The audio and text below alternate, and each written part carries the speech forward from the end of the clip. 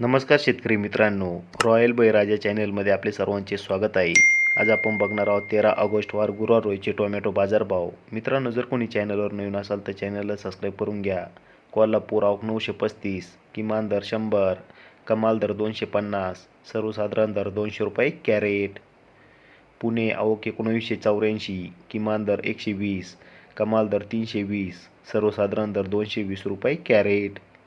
पुणे मोशी आवक 644, किमान दर 200, कमाल दर 300, सर्वसाधारण दर 250 रुपये कॅरेट.